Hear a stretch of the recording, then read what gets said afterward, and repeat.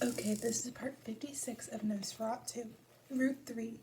Trees and houses and yards flashed by, dark blurred shapes only dimly apprehended in the mist. There was no thought in her. The bike rushed her away from thought.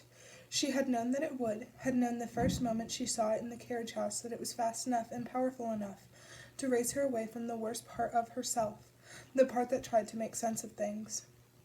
She triggered the gear shift with her foot again, and the Triumph jumped forward each time, swallowing the road beneath it. The fog thickened against her, blowing into her face.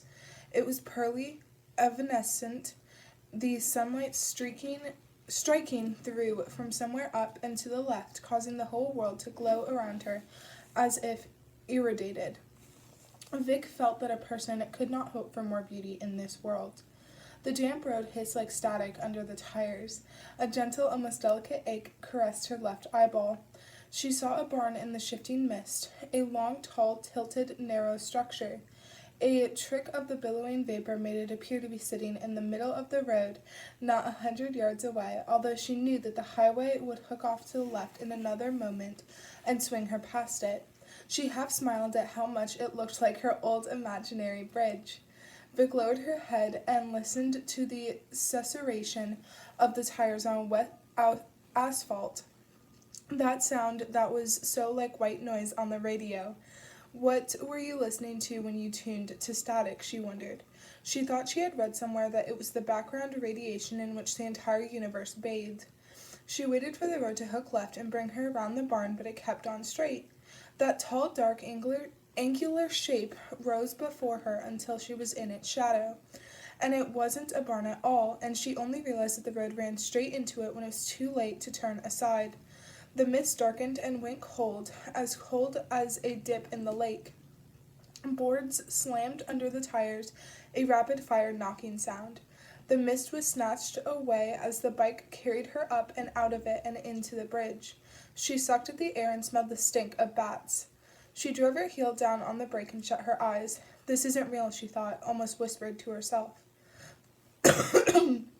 Excuse me.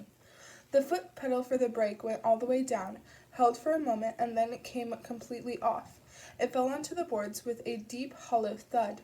A nut and a collection of washers went jingling after it. The cable that carried the brake fluid flopped against her leg, spurting. The heel of her boot touched the worn boards beneath her, and it was like putting her toe in some 19th century threshing machine. A part of her insisted she was hallucinating. Another part felt her boot striking against the bridge and understood that her hallucination would snap her in two if she dumped the bike. She had time to look down and back, trying to process what was happening. A gasket spun through the air from somewhere, carving a whimsical arc through the shadows. The front tire wobbled. The world slurped around her, the back tire skidding out and around, slamming madly across the loose boards. She lifted herself up from the seat and slung her weight hard to the left, holding the bike up more by will than by strength. It slid sideways, rattling across the boards. The tires grabbed at last, and the bike came to a shuddering stop and immediately almost fell over.